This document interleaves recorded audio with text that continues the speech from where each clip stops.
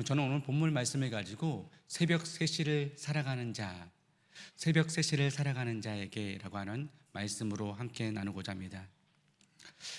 어떤 한 사장이 있었습니다. 이 사장이 회사에 가장 중요한 미팅이 있어서 공항으로 비행기를 타고 먼 타국으로 가야 되는 상황이었습니다. 그런데 마침 밤에 경비 서는 분이 헐레벌떡 뛰어오는 겁니다.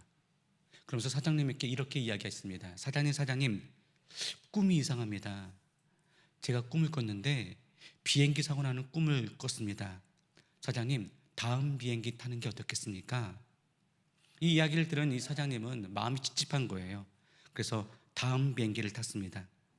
나중 뉴스를 보니까 원래 타려던 그 비행기가 진짜 사고가 났다라는 겁니다.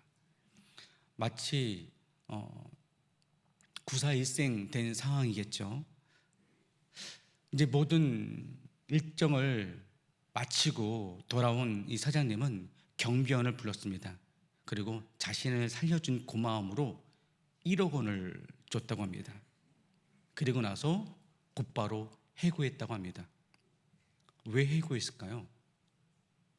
자, 1억 원은 목숨을 건져준 감사함이고, 해고는 지난밤에 경비를 서지 않고 잤기 때문에 그렇습니다. 업적보다 중요한 것은 바로 무엇이냐? 바로 자기 자리 지키는 것이라는 것이죠. 오늘 함께 읽었던 이 본문의 내용 가운데 우리는 잠시 앞부분과 같이 연결해야 될 내용입니다. 앞부분은 여러분들이 잘 알다시피 오병이어 그 기적을 행했던 사건이거든요. 사실 그 사건은 많은 사람들을 흥분하게 했습니다. 말씀을 저리도 잘하시는 분이 기적도 행하시네.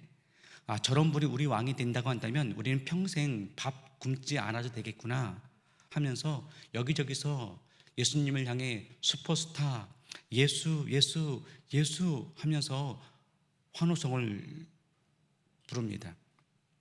예수님의 인기의 절정이죠. 사람들은 예수님을 왕으로 삼으려고 했습니다. 그런데 정작 예수님은 그 환호를 뒤로 한 채 모든 것을 다 거절하고 산으로 올라가서 기도를 하셨습니다. 왜일까요? 자신은 세상이 원하는 그런 왕으로 이 땅에 온 것이 아니기 때문에 그렇습니다. 사실 제자들은 은근히 기대했을 것입니다. 예수님께서 왕이 된다면 좋은 일이 참 많이 있을 텐데, 왕이 되면 앞으로의 일들을 오히려 좀 더 훨씬 더 쉽게 할 수 있고 훨씬 더 효과적으로 할 수 있을 것인데, 예수님께서 왕이 된다면 뜻을 이룰 기회가 더 많아질 것인데 라고 하는 생각이 있었겠죠. 하지만 예수님께서는 사람들의 그 인기에 흔들리지 않았습니다. 오히려 자기 자신이 서야 될 그 자리, 또한 기도의 자리, 해야 될 그 사명의 자리, 그것을 온전히 지켜냈습니다. 자기 자리를 지키면 하나님께서는 하나님 때에 하나님 뜻을 반드시 실현하실 줄 믿습니다. 오늘 본문은 바로 이 사건 이후에 등장하게 됩니다. 왕이 되어달라고 했던 그 외치는 사람들을 피하면서 예수님께서는 제자들을 향해서 먼저 이렇게 말을 했죠. 너희들은 먼저 갈릴리 호수 저편에 그 약속의 장소에 먼저 가 있어라. 그리고 날 기다려라. 제자들을 급히 떠나보냈습니다. 그리고 자기 자신은 하나님께서 자기에게 주신 그 소명이 무엇인지를 다시 한번 확인하고자, 어떤 소명인지를, 또한 자기 자신이 해야 될 일들에 대해서 또 하나님과 깊은 교제를 나누시고자 기도하러 산으로 올라갑니다. 그리고 그 모든 것을 확인하신 이후에 밤늦게 제자들을 찾아 나서게 되죠. 그때 그 찾아 나서게 됐던 그때 그 상황에 대해서 본문은 이렇게 이야기합니다. 24절 말씀입니다. 24절 함께 읽겠습니다. 배가 이미 육지에서 술이나 떠나서 바람이 거스름으로 물결로 말미암아 고난을 당하더라. 앞서 보내었던 제자들의 배가 무엇을 당했다고요? 큰 풍랑을 만났다고 합니다. 갈릴리 호수에서는요, 오늘날에도 때론 이 큰 풍랑이 일어나곤 합니다. 골짜기야 골짜기에서 불어오는 그 바람이 생각보다 굉장히 크기 때문에 2000년이 훨씬 지난 지금도 여전히 밤에는 풍랑이 일어난다고 합니다. 그래서 갈릴리 해변에는 이런 표말이 붙여 있다고 하더라고요. 밤에는 전부 줄을 쳐놓고서는 밤에는 수영 금지라고 하는 표말이 있다고 합니다. 갑자기 불어온 이 거센 골짜기 바람, 아무리 어부출신이라 할지라도 이 제자들은 안간힘을 쓰고 있습니다. 본문 속에서 물결로 말미암아 고난을 당하더라, 이 말은 그냥 있는 것이 아니죠. 정말 큰 사건이요, 또한 목숨까지도 또 앗아갈 수 있는 그러한 위급한 상태입니다. 제자들은 필사적으로 풍랑과 싸우고 있죠. 그런데 그들 눈앞에 아주 신기하고 아주 기이한 광경이 펼쳐집니다. 25절 말씀입니다. 25절 말씀에 밤 사경에 예수께서 바다 위로 걸어서 제자들에게 오시니, 여기서 밤 사경이라는 것은 새벽 3시를 이야기합니다. 자, 여기서 함께 생각해 볼 것은 제자들이 저녁 늦게 출발했다 할지라도 이 캄캄한, 그리고 한밤중은 이 시간까지 지금 이 풍랑과 이 광풍과 싸우고 있다는 거예요. 그런 가운데 예수님께서 제자들에게 다가오십니다. 언제? 새벽 3시, 칠흑같이 어두운 새벽 3시입니다. 모든 것이 보이지 않는 새벽 3시, 그것도 그 3시에 그 깜깜한 그 자리에 풍랑과 싸우고 있습니다. 혹시 이 자리에 계신 분들, 우리 모든 성도들 가운데 어떤 분들은 우리 인생 가운데 새벽 3시를 살아가는 분 있을지 모릅니다.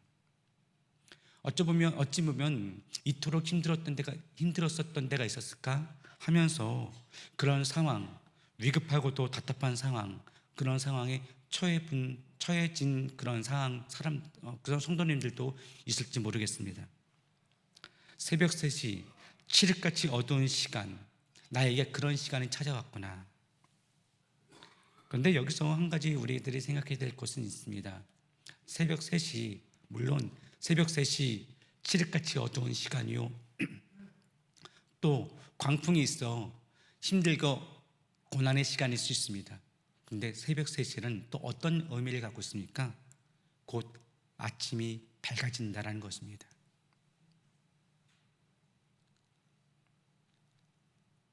아침이 밝아진다. 우리에게 있는 이 칠흑과 같은 어두움은 영원히 계속된다는 것이 아니죠. 어찌 보면 아침이 가까운 그 자리, 가장 가까운 시간 아닙니까? 바로 그때가 주님이 그 깊은 어두운 한가운데로 찾아오는 바로 그때라는 것입니다. 우리가 힘들고 어려운 시간이 있다 할지라도 오히려 그때가 하나님께서 역사하시고 또한 주님께서 우리들에게 찾아오시는 바로 그때, 가장 가까운 때라는 것입니다. 그럴 때 흑암의 그늘은 거치고 또 하나님의 밝음, 그 빛이 바로 생명으로 비춰지게 되는 것입니다. 사실 이때 제자들은 이 모습을 보고, 특별히 물 위로 걸어오시는 그 예수님 보고 반응을 하게 되죠. 어떤 반응이었습니까? 두렵고 놀란 반응이었습니다. 26절 말씀을 볼까요? 자, 시작. 제자들이 그가 바다 위로 걸어오심을 보고 놀라 유령이라 무서워하여 소리 지를거늘. 분명 제자들이 먼저 떠났습니다. 그 예수님은 어디에 올라가셨다고요?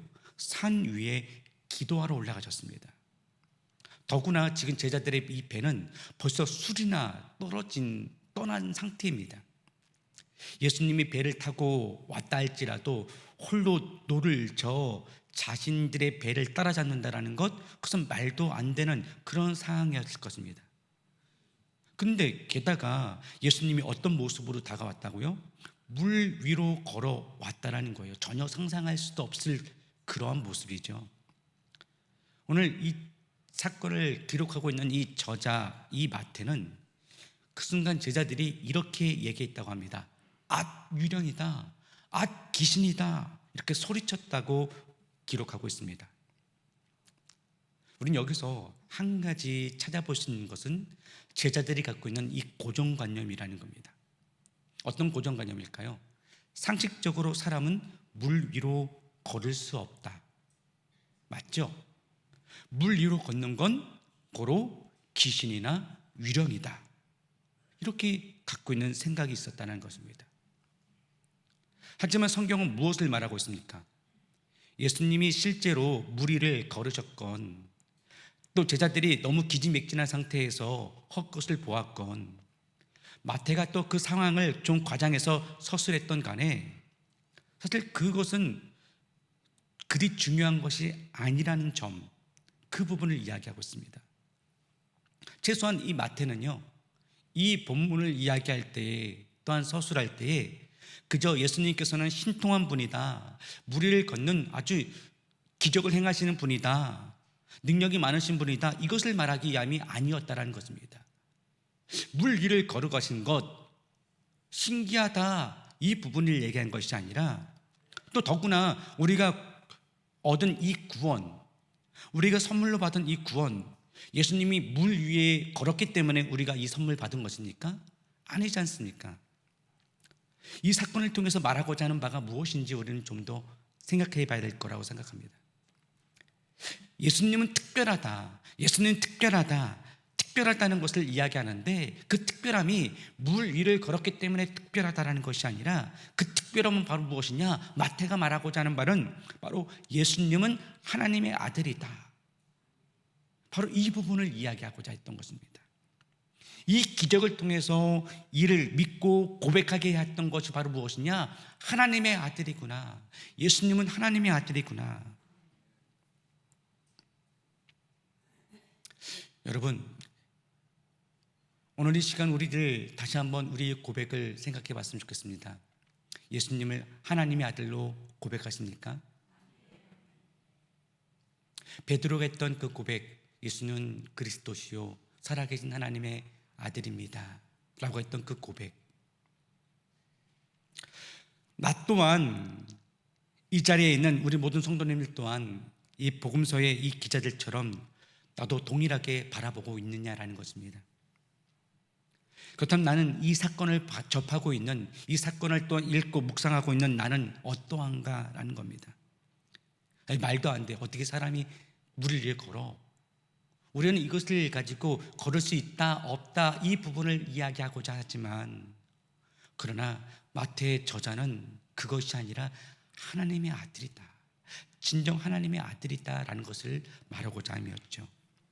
내 삶 속에 역사하시는 그 하나님의 기적, 단지 그 기적을 보고 우리는 와 신기하다, 하나님께서는 정말 신기한 일들을 많이 행하고 계시는구나, 아무도 못하는 일들을 행하기 때문에 하나님께서는 신통하시구나. 혹시 나는 내 눈앞에 일어나고 있는 그 화려하고 또 상식을 뒤집는 그 사건들로만 가지고 와 신기하다 놀래면서 감탄하고 있습니까? 하지만 모든 방향이 중요합니다. 어떠한 사건이 있다 할지라도, 어떤 일이 있다 할지라도 그 사건이 말하고자 하는 그 방향이 무엇이냐라는 겁니다. 기적이 있든 기적이 없든, 물 위를 걸었든 물 위를 걷지 않든, 오병이어를 행했든 하지 않든, 이 모든 일들에 대해서 나에게 일어나는 기적적인 일들 뿐만 아니라 일상적인 일을 할지라도 그 모든 방향, 그 방향이 말하고자 하는 바가 무엇이냐? 바로 예수님께서는 하나님의 아들이다, 우리의 구원자이시다, 이 부분을 고백하라고, 그 부분을 바라보라고 우리들에게 이야기하고 있다는 것입니다. 오늘 이 자리에 앉아있는, 또 말씀을 듣고 있는 우리 모두에게도 지금 내 눈앞에 어떤 기적적인 일은 일어나지 않죠. 그러나 이 자리에 앉아있을 때 우리는 같은 방향, 예수님은 살아계신 하나님의 아들입니다, 예수님은 우리의 구원자이십니다, 진정한 그리스도이십니다, 나는 그리고 그 주님의 그리스도인으로서 살아가고 있습니다, 이 고백을 같이 하고 있냐는 것입니다. 사람들 중에서는 기적은 없다라고 이야기하는 사람들이 있죠. 그렇다면 기적이 없다라고 믿는 이들의 반대말은 무엇일까요? 기적이 없다라고 믿는 이들, 기적이 있다라고 믿는 이일까요? 아니요. 모든 것을 기적으로 받아들이는 사람입니다. 다시 한번요. 기적이 없다라고 믿는 이의 반대말은 모든 것을 기적으로 받아들이는 사람입니다. 나의 자그마한 일상이라 할지라도 그것을 기적으로 받아들이는 사람. 우리가 눈 뜬 것만 해도 기적이요, 우리가 숨을 쉬고 있는 그 자체도 기적이요, 이 땅 가운데 존재하고 있는, 이 땅에서 일어나는 모든 일을 경험하고 있는 것, 이 자체가 다 기적으로 받아들이는 사람, 하나님의 일하심을 기적으로 바라보고 있는 것, 그것이 바로 우리들의 신앙의 자세여야 됩니다. 모든 것을 기적으로 받아들이는 사람은 내가 지금 살아 숨쉬는 것도, 서 있는 것도, 앉아 있는 것도 다 하나님의 기적입니다, 하나님의 은혜입니다 라고 고백하는 것이죠. 삶의 다양한 변수들, 그 변수들이 있다 할지라도 그 변수들 가운데서도 감사 이유를 찾고 하나님께 엎드리고 하나님께 감사합니다, 하나님의 도움을 구합니다, 그렇게 하나님의 하시는 일에 대해 기대하면서 우리 자신의 그 삶을 조금씩 변화시키고 나간다는 것이죠. 그러기에 우리의 삶은 아주 흥미진진한 것으로 여겨지게 되는 것입니다. 모든 것들이 다 하나님의 기적입니다. 반면 기적이 없다고 믿는 사람들은 자기 눈에 보이는 것만 믿습니다. 그러기에 결국 그들이 붙들고 있는 것, 무엇을 가장 많이 붙들까요? 자기 자신의 경험, 자기 자신의 지식, 그 증명할 수 있는 것, 과학적으로 증명할 수 있는 것, 이치에 따져서 딱딱 맞아 떨어지는 것, 그런 것들을 믿다 보니까 결국 무엇이 생기게 되느냐?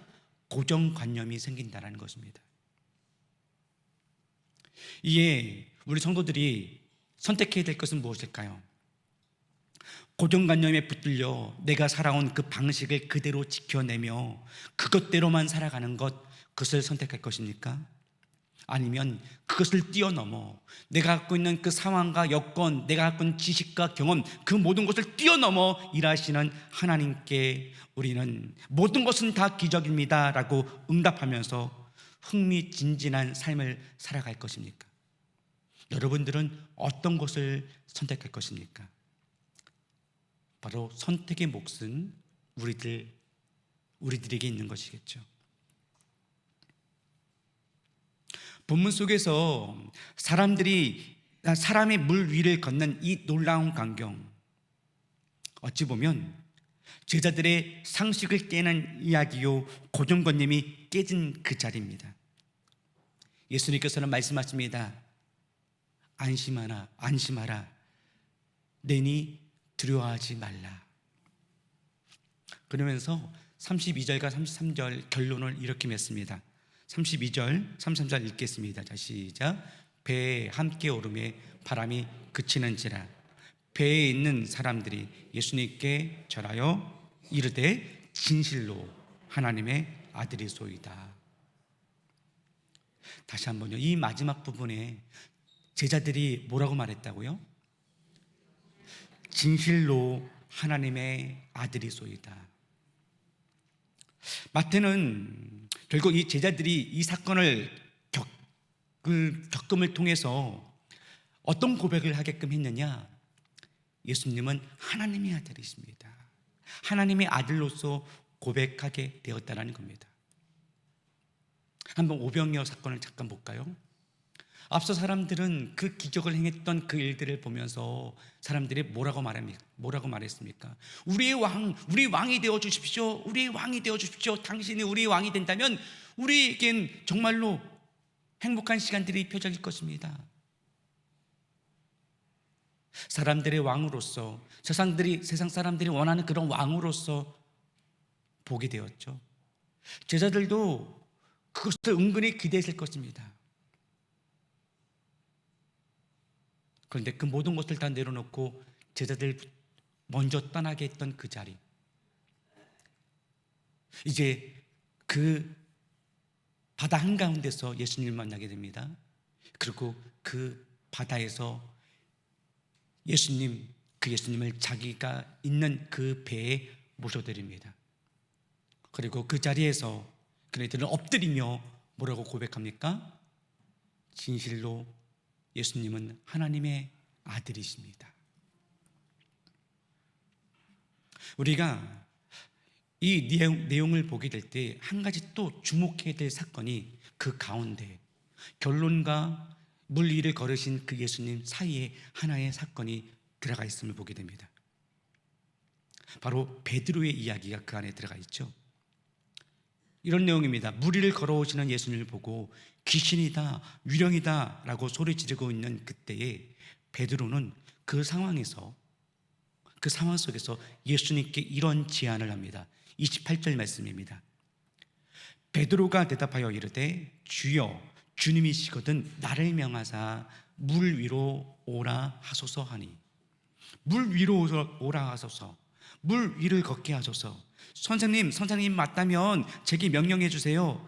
저도 주님처럼 물 위를 걸을 수 있습니다. 어찌 보면 너무나도 당돌한 요청입니다. 아니, 그런 상황 속에서 풍랑을 일고 있는 상황인데, 그리고 앞에 놓여 있는 분이 유령인지 귀신인지 모르고 있는 그 상황 속에서 예수님이라는 것을 확인한 이후 나도 물 위를 걷게 해주세요 라고 하는 그 당돌한 요청, 그 당돌한 요청에 우리 주님은 뭐라고 말씀하시죠? 29절 말씀입니다. 오라 하시니 베드로가 배에서 내려 물 위로 걸어서 예수님께로 가되. 자, 28절과 29절 한번 잠깐 생각해 볼까요? 오라, 어디로 오라고요? 오라, 지금 어디로 오라는 거예요? 이 풍랑, 지금 풍랑으로 금방이라도 지금 가라앉을 그 배에서 탈출하라는 거잖아요. 한번 볼게요. 평생을 그물질하던 베드로입니다. 밤새도록 풍랑이 난 이 배에서 지금 뱃머리를 붙잡고 있습니다. 고전하고 있습니다. 왜? 살기 위해서. 뱃머리를 놓치는 순간 어떻게 해요? 배에서 떠나는 순간 어떻게 돼요? 죽기 때문에. 어부였던 제자들, 다른 건 몰라도 확실한 것은 이 흔들리고 있는 이 배 위에서 이 뱃머리에 이 밧줄을 놓는 순간 그 즉시 끝장이다. 이것만큼은 확실히 알고 있었을 것입니다. 그러면서 배에 붙어 있으면 그나마 살 가능성은 있지만 배를 떠나면 죽는 것 당연하다. 이것이 바로 그네들이 갖고 있는 경험이요, 그네들이 갖고 있는 지식입니다. 그런데 예수님께서는 이렇게 말합니다. 살려면 그 배에서 나와라. 그 배에서 나와라. 사실 베드로는 배 때문에 살았던 자잖아요. 배 위에서 먹고 자면서 자기 식구들을 먹여 살렸습니다. 평상시라면 이제 뱃일을 그만두어라, 이제 배에서 나와라, 다른 직업을 찾아보자 라고 주님께서 말했다고 한다면 순순히 순종했을 것입니다. 그런데 지금 이 풍랑이 일고 있는 이 배에서 나간다라는 것은 그냥 풍랑에 빠져 죽어라 라고 하는 것과 똑같지 않습니까? 그럼에도 불구하고 주님께서는 오라라고 말씀하고 있다는 것입니다. 베드로 어떻게 행동했습니까?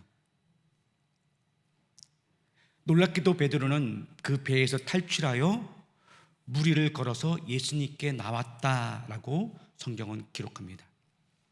우리가 이것을 보면서 무엇을 말하는지 한번 살펴보고자 합니다. 우리에게 닥친 시련 가운데 우리는 때로는 이것 아니면 안 됩니다. 이것 무너지면 다 무너집니다. 이것 깨지게 되면 나의 인생도 깨지게 됩니다. 이것만큼은 하나님, 이것만큼은 잘 간수할 수 있게 해주세요. 이것만큼은 내가 꼭 붙들어야겠습니다. 그런데 예수님께서는 이렇게 말합니다. 그건 내려놓고 내게 와라. 과연 그건 내려놓고 나올 수 있는가? 라고 하는 순종을 우리 주님께서는 보고 계신다는 것이죠. 지금 내가 꽉 붙잡고 있는 이것, 나는 절대로 이것만큼 놓칠 수 없어. 이것만큼 놔둘 수 없어. 왜? 이거 놔두는 순간 나는 끝장이기 때문에. 그런데 예수님께서는 바로 그 부분, 이거 말고는 다 괜찮습니다 라고 했던 우리를 바라보면서 바로 그 부분, 다른 것도 아닌 그 많은 것 중에서 바로 내가 꼭 붙잡아야 될 그것 가지고 내려놔라 라고 말합니다. 마태는 이 이야기를 쓰면서 믿음의 후배들에게 흔들리는 이 배, 이건 놓치면 죽을 것 같은 그 무언가들을 보면서, 그것이 돈이든 재물이든 건강이든 자녀든 나의 부모이든 나의 출신이든 나의 배경이든 그 어떤 것이든, 사람이면 사람, 사건이면 사건, 이건 놓으면 죽을 것 같다고요 라고 말하는 그것을 향해서 우리 주님은 뭐라고 말하느냐? 아니다, 안 죽는다. 그건 놓아야지 산다. 죽는 게 아니라 오히려 그거 놔야지 살 수 있어. 지금까지 우리를 지켜주었던 것이 무엇이었습니까? 우리를 우리되게 했던 그것이 무엇이었습니까? 젊음입니까? 재물입니까? 건강? 친구? 자녀? 우리의 부모? 그렇다면 한번 생각할 것은 이러한 것들은 어디서부터 나왔냐라는 겁니다. 내가 붙들고 있는 그것 어디서부터 나왔냐라는 겁니다. 바로 우리 주님이 주신 것 아닙니까? 우리 하나님께서 부어주신 것 아닙니까? 근데 바로 그 분께서 우리에게 말씀하십니다. 배에서부터 나와라. 배에서부터 나와라. 내가 그동안 붙들고 있는 그것을 가지고 너가 살아온 듯 보이지만, 그러나 그것을 주신 분이 바로 하나님이요, 바로 예수님이요, 그 주님이 지금 나를 부르시고 계신다라는 것을 기억하라. 이 말은 무엇입니까? 우리 주님은 또다시 우리들에게 이렇게 말하는 거예요. 넌 내가 책임진다. 넌 내가 책임질 거야. 근데 우리는 자꾸만 나 자신 내가 책임지려고 합니다. 이것만큼은 안 돼요, 안 돼요 말을 하면서. 바로 우리들의 고정관념 아닙니까? 베드로는 자신이 갖고 있던 고정관념, 뱃머리 놓치면 죽는다라고 했던 그 고정관념, 자기 자신을 쌓고 있던 그 모든 삶, 이제 거기로부터 탈출했을 때에 오히려 새롭게 건진받은 역사의 주인공으로 서게 됩니다. 그는 또 다른 것을 경험하게 되죠.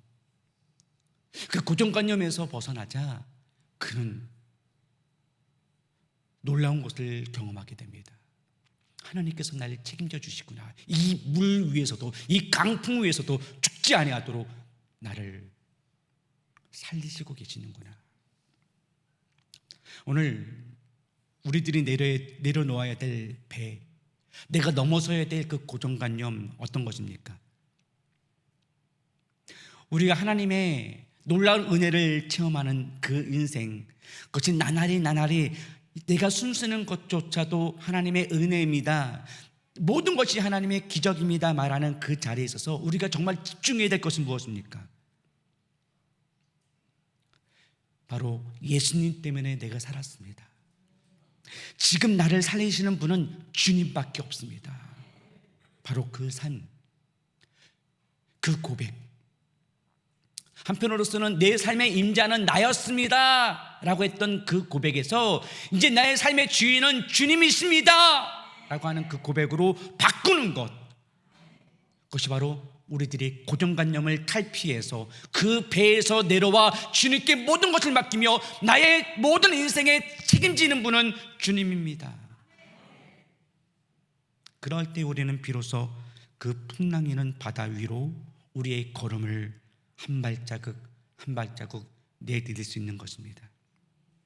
풍랑 속에서 바다를 잠잠케 하시는 예수님의 기적을 경험할 수 있는 것입니다. 그런데 그 무리를 걸었던 그 베드로가 30절에는 어떠한 모습을 나옵니까? 물에 퐁당하고 빠지는 모습이 나오죠. 퐁당 빠졌을까요? 풍덩 빠졌을까요? 예, 그냥 풍덩하고 빠졌을 것입니다. 분명히 걷긴 걸었습니다. 그런데 30절 말씀 보니까 이렇게 말합니다.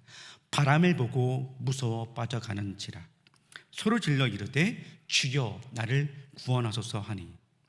자, 무엇을 보고 나서 물속에 빠졌습니까? 무엇을 봤다고요? 바람. 자, 위대한 사도도 베드로도 그렇게 빠졌다고 한다면 우리도 역시 빠질 가능성 있을까요? 없을까요? 있지요. 근데 빠진 이유가 무엇입니까? 딱 한 가지. 주님을 바라봐야 될 그 눈으로 무엇을 봤다고요? 바람을 보았기 때문에. 우리도 빠질 가능성 많습니다. 우리도 항상 빠질 수 있습니다. 그런데 빠지게 되는 그 원인이 바로 무엇이냐? 주님 바라봐야 될 그 눈으로 바람을 보았기 때문에. 근데 바람은 눈에 보여요, 안 보여요? 바람 보이시는 분 있습니까? 바람은 보이지 않습니다. 그렇다면 주님은 보이십니까? 안 보이십니까? 예수님 보이십니까? 안 보이십니까? 답변 잘 하셔야 됩니다. 예. 자, 다시 한번요. 바람은 보입니까? 안 보입니까? 예수님은 보입니까? 안 보입니까? 안 보입니다. 예수님이 보이신 분은 예수님 지금 머리 색깔이 무엇인지 저한테 좀 알려주세요. 예수님 머리가 곱슬머리인지 아니면 그냥 생머리인지, 단발인지 장발인지 아니면 단발인지. 자, 그렇다면 바람도 주님도 보이지 않지만, 자, 바람을 보았다라는 말은 무엇입니까? 바람 때문에 흔들리는 물결을 보았다라는 거예요. 바람 때문에 흔들리는 그 물결들. 아주 완벽하게 내가 다짐하며 나섰다 할지라도, 기적을 체험하며 산다 할지라도 우리는 무엇에 흔들리느냐? 우리 눈앞에 보이는 내 앞에서 뛰노는 그런 물결들, 그 물결에서 내미는 그 발톱들, 이것 때문에 두려워하면서 염려하면서 억울해하면서 근심 걱정 거기에 빠져서 허우적거리고 있다는 겁니다. 나는 흔들리지 않을 거야 라고 말을 했음에도 불구하고, 다짐했음에도 불구하고 그 바람에 흔들리는 그런 지금 내 눈에 보이는 현상들, 그것 때문에 흔들리고 있는 나의 모습, 그러면서 다시금 빠집니다. 풍덩. 그때 그렇다면 어떻게 해야 될까요? 다시 빠졌을 때 베드로가 어떻게 했습니까? 물에 빠지자마자 빠빠이 손은 들었습니까? 아니죠. 손 내밀면서, 여러분이라고 한다면 어떻게 하실래요? 물에 빠지면 나 빠졌어요 이렇게 말하렵니까? 아마 사람 살려 소리 고래고래 질렀을 겁니다. 그런데 베드로는 주님을 향해서 주여 나를 건져주세요, 예수님 나 좀 살려주세요. 누구보다도 간절히 주님께 아뢰었습니다. 그때 예수님께서는 그 소리를 보고, 그 광경을 보고 어떻게 반응하셨죠? 손을 내밀어 건져주셨는데 거기에 보니까 즉시라고 말합니다. 한번 따라해 볼까요? 즉시. 즉시. 내가 예수님을 붙잡은 것이 아니라 오히려 예수님께서 나에게 손을 내밀어 나를 붙잡아 주십니다. 그런데 어떻게 붙잡아 주셨어? 즉시 붙잡아 줬다라는 겁니다. 그리고 베드로를 건져 주셨고 또한 그 배 위에 함께 올라섭니다. 주님을 모셔드리는 그 배는 이제 풍랑이 일어나고 있었던 그 배는 잠잠해짐을 또한 경험합니다. 이 모든 것을 경험한 이후 제자들은 이렇게 말하죠. 당신이야말로 하나님의 아들입니다. 바로 이것이 우리 성경 오늘 본문이 우리들에게 말하고자 하는 바입니다. 다시 말씀드리겠습니다. 이 이야기의 주제는 사람이 어떻게 물 위를 걷는가 여기에 초점이 둔 것이 아닙니다. 오히려 믿는 이들이 지금의 이 시련 속에서 바라봐야 될 무엇을 바라봐야 될 것인가? 내가 붙잡고 있는 고정관념이냐? 아니면 나를 책임져 주실 예수님이냐? 예수님을 바라봐야 된다라는 것, 살아계신 하나님의 아들로서 서 있는 예수님을 바라봐야 된다라는 것, 이것이 바로 오늘 본문의 주제라는 것입니다. 나 자신을 지켜줄 수 있을 것 같은 그런 배, 나만의 배. 하지만 그 풍랑 한복판에서 입에 놓치면 곧 죽을 것 같지만 오히려 주님께서는 그걸 놔야지만이 산다라고 말씀하시면서 너희들이 갖고 있는 그 고정관념 그리고 선입견 그 모든 것에서 탈출해야지만이 이 기적을 체험할 수 있다. 이것을 탈피해야지만이 벗어버려야지만이 기적을 체험할 수 있다.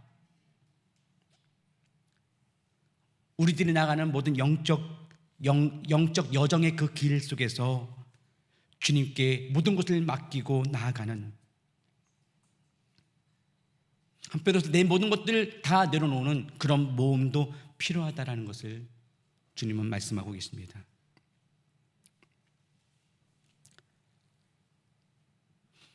기적, 모든 것이 기적입니다. 기적, 어떤 우리 눈에 과학적인 것을 초월한 것만이 기적이 아니라 오히려 보면 진짜 기적은 지금 내가 숨을 쉬고 있다라는 거예요.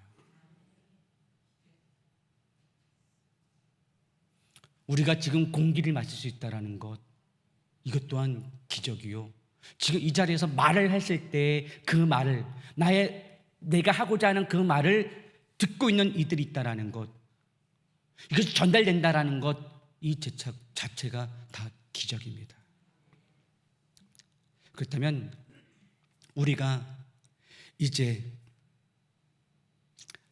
언제든지 빠질 수 있는 상황, 또한 빠져 죽을 수밖에 없는 그런 순간에 놓였다 할지라도 우리는 반드시 바라봐야 될 그분, 주님을 바라보면서 주님께서는 언제든지 주님께 외치는 자, 주님을 찾는 자, 그에게 손 내미시며 즉시 건져주신다라는 것을 꼭 기억하고 믿음의 발걸음을 주님과 동행하며 나가게 되길 주의 이름으로 축원드립니다.